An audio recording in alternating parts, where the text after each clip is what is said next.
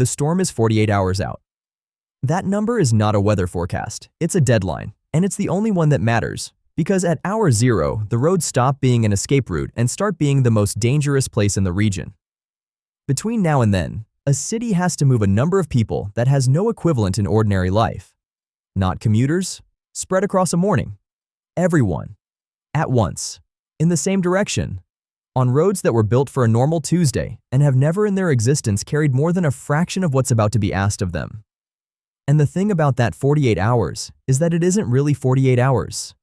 It's 48 hours minus the time it takes to make the decision, minus the time it takes for the order to reach people, minus the time people spend deciding whether to believe it, minus the time they spend packing, fueling, finding relatives, arguing about the dog. What's left is the actual window. And it is always shorter than the plan assumed. Evacuating a city isn't a rescue operation. It's a capacity problem with a countdown attached. And the hardest part isn't getting people to leave. It's that everyone leaves at once, on the same roads, and the roads don't get any bigger. Before any of the numbers make sense, you have to understand that evacuate the city isn't one operation. It's three completely different problems running simultaneously, each with its own logistics, its own timeline, and its own failure mode. The first is the self-evacuation, people with a car, a full tank, and somewhere to go. This is the overwhelming majority, and it's the one everyone pictures. Its logistics aren't about moving people.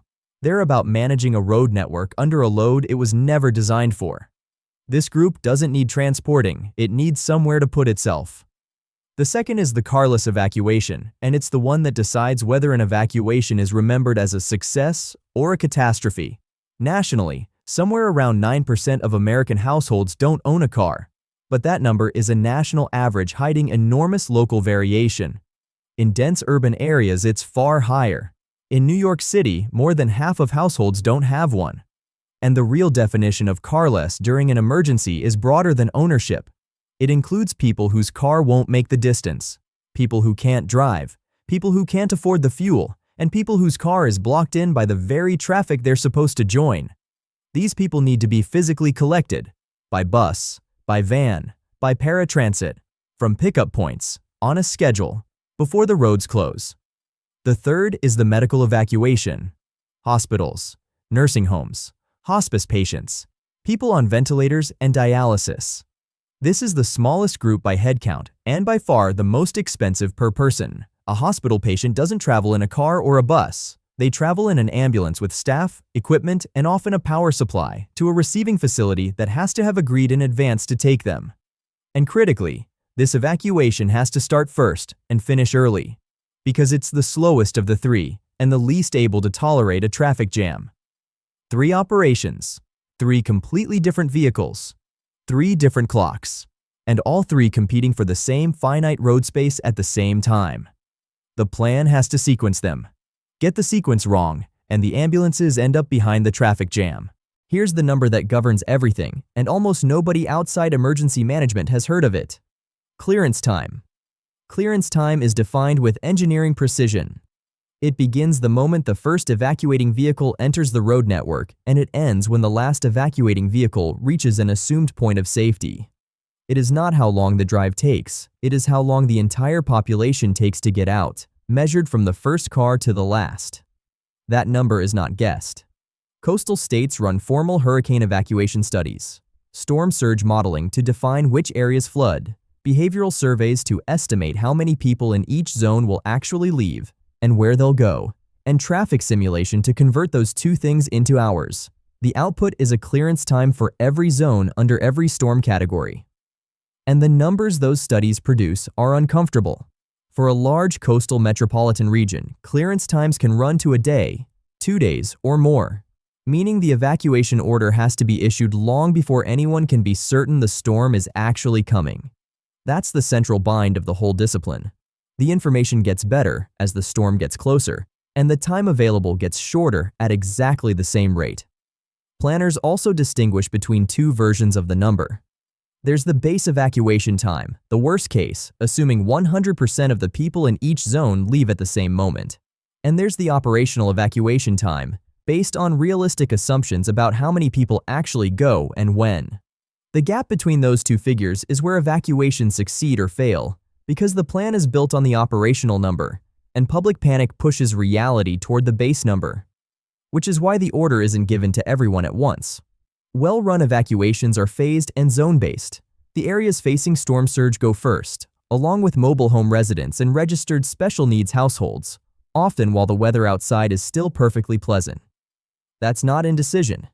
It's deliberate metering of the road network, releasing traffic in waves so the highways carry a manageable flow instead of a wall. It also buys the decision-makers something valuable: more hours of forecast data before they have to decide which of the remaining zones need to move at all. Here's the first number that doesn't add up at first. A highway lane has a fixed maximum throughput, a ceiling on vehicles per hour that no amount of urgency can raise. Add more cars beyond that ceiling, and throughput doesn't increase. It decreases because congested traffic moves less volume than free-flowing traffic. The road is at its most efficient just before it jams, and at its least efficient the moment everybody needs it most. So the only real lever is more lanes, which is what contraflow is, reversing the inbound lanes of a highway so that every lane runs outbound. It's the single most dramatic tool in the evacuation toolkit, and its effect is measurable. Research from the Louisiana State University Hurricane Center found that full traffic reversal could increase capacity on a conventional 2 outbound lane configuration by around 70%, and that reversing even one lane could deliver roughly a 30% increase. 70% more capacity sounds like the answer. It isn't, and understanding why is the whole point of this section. Contraflow is not a switch. It's a physical operation requiring hundreds of personnel to close entrances, place barricades, staff every interchange, and physically prevent anyone from driving into oncoming traffic. It takes hours to set up and hours to unwind. It has to be committed to early, and once committed, it's very hard to reverse. It also has costs that don't appear in the capacity figure. Accident rates rise on reversed carriageways. Drivers can't exit.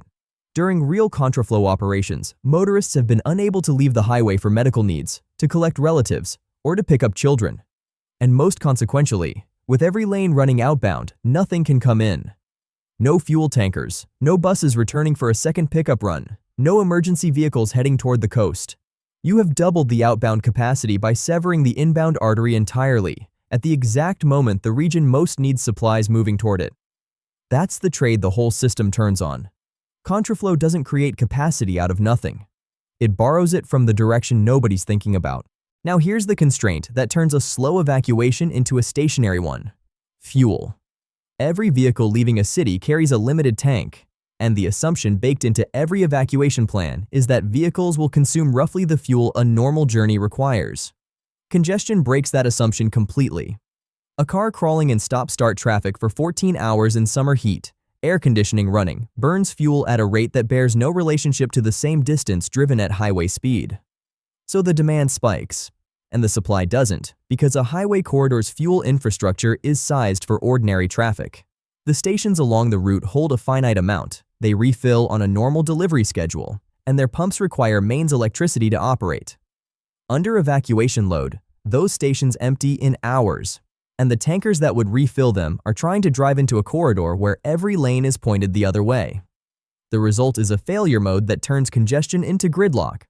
A car that runs dry doesn't just stop moving, it becomes an obstacle in a lane that was already at capacity, and it can't be towed because the tow truck can't reach it. Abandoned vehicles on the shoulder have been a defining feature of every badly run evacuation, and each one narrows the road that's already too narrow. This is why serious state plans now include a dedicated fuel annex, pre-positioning supplies along evacuation routes, arranging priority refueling, and pushing for generators at stations along the corridors so the pumps still work when the power fails. It's an unglamorous piece of paperwork that decides whether a highway keeps moving. And it's a reminder of something the whole episode circles. An evacuation is not one system. It's a road network, a fuel network, a transit fleet, a medical transport chain, and a shelter system, all of which have to hold simultaneously. The evacuation fails at whichever of those is weakest, and it is almost never the one being discussed on television. You'd assume the goal of an evacuation is to get as many people out as possible. That's wrong, and it's the single most counterintuitive idea in this entire field. The stated goal in federal planning guidance is close to the opposite: move as few people as needed, the shortest distance to safety. Read that again, because it inverts everything the phrase mass evacuation suggests. Emergency managers are not trying to empty the city. They're trying to move the minimum number of people out of genuine danger, over the minimum distance, and leave everyone else exactly where they are. The reason is arithmetic. Every person who evacuates unnecessarily consumes road capacity that someone in a surge zone needs. They consume fuel that a bus needs. They occupy a shelter bed. In a system where the binding constraint is throughput, an unnecessary evacuee isn't neutral. They're actively displacing someone who has no choice. Over-evacuation, in the language of the field, can be as detrimental as under-evacuation. And there's a second, harder edge to it. Evacuation is not a risk-free act. It puts millions of people on highways, in heat, for extended periods, often exhausted and sometimes unwell. Those hours carry their own mortality, traffic accidents, heat exposure, medical emergencies away from care. For people outside the surge zone, in a solid structure, the safest option is frequently to stay. This is why shelter in place is treated as the default option in planning guidance, and evacuation as the exception that has to be justified.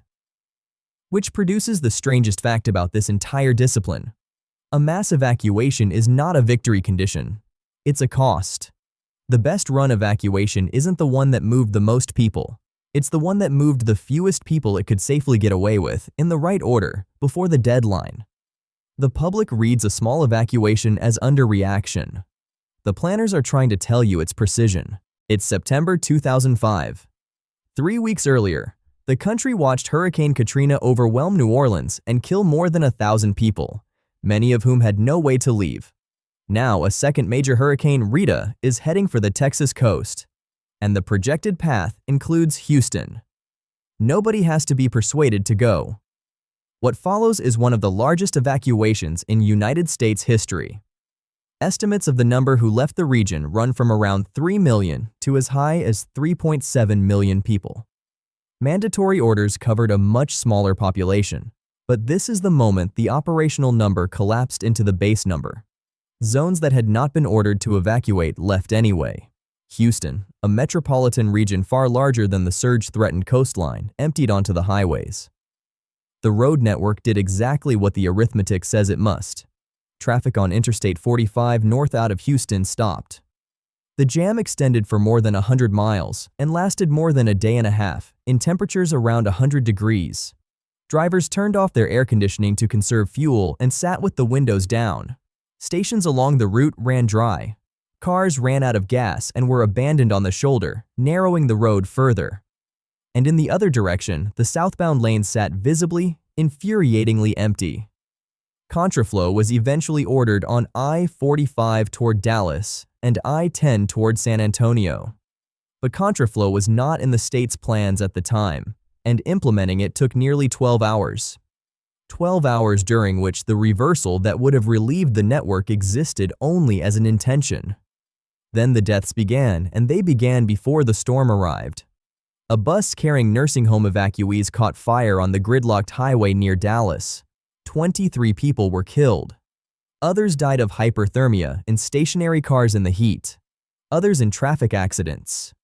Rita made landfall on September 24th with a 15-foot storm surge and winds around 120 miles per hour, striking the Beaumont and Port Arthur area, well east of Houston.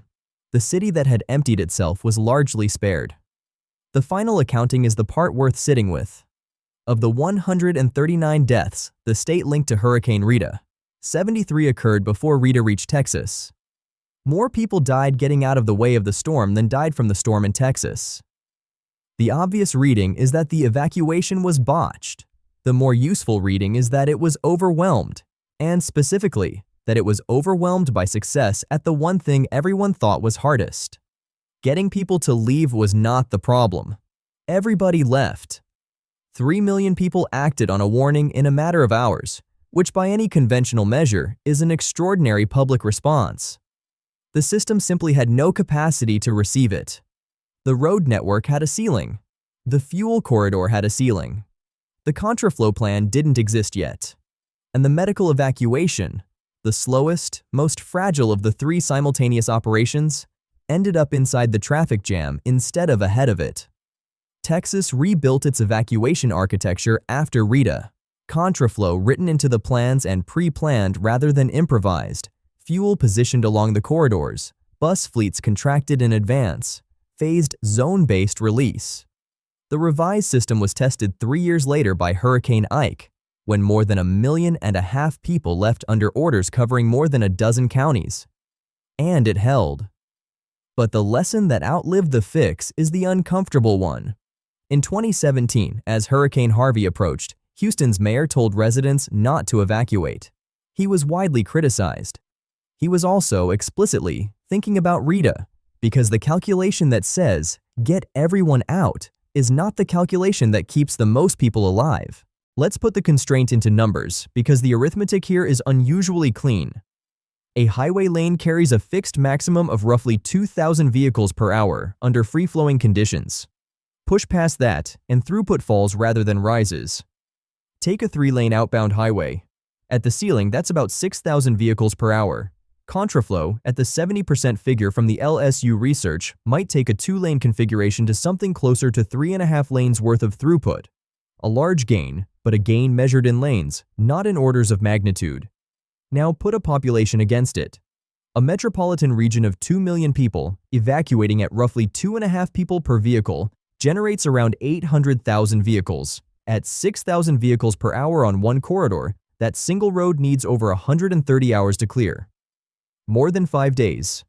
Spread across several corridors, it comes down proportionally, which is exactly why regional plans route different zones onto different highways rather than letting everyone choose. And that calculation assumes the flow never breaks. It assumes nobody runs out of fuel, nobody crashes, and nobody joins from a zone that wasn't asked to leave. Now hold that against the deadline.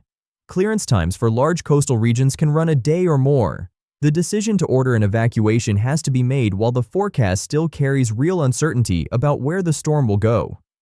So the sequence is, commit early on incomplete information to an operation whose duration is measured in days, using infrastructure whose capacity is fixed, for a population whose behavior is estimated rather than known. That's not a logistics operation with a difficult schedule. It's a logistics operation where the schedule is set by a hurricane, the capacity can't be increased, and the participants are volunteers. The good evacuation. The order goes out early and zone by zone. Surge zone residents, mobile home communities, and registered special needs households move first in clear weather, while the rest of the region stays home and watches. Medical transport runs ahead of the general traffic and reaches receiving facilities before the highways load. Buses collect carless residents from published pickup points on a schedule that was arranged months ago.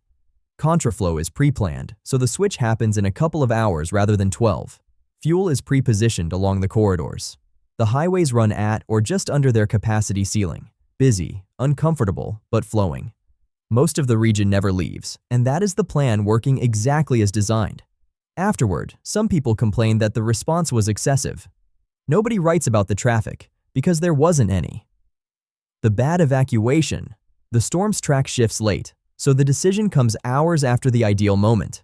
A recent disaster elsewhere is fresh in everyone's memory, so zones that were never ordered to leave go anyway, and the operational estimate collapses toward the base number. The highways pass their capacity ceiling and throughput falls just as demand peaks. Contraflow is ordered, but it takes hours to stand up, and while it's being staged, the network is at its worst.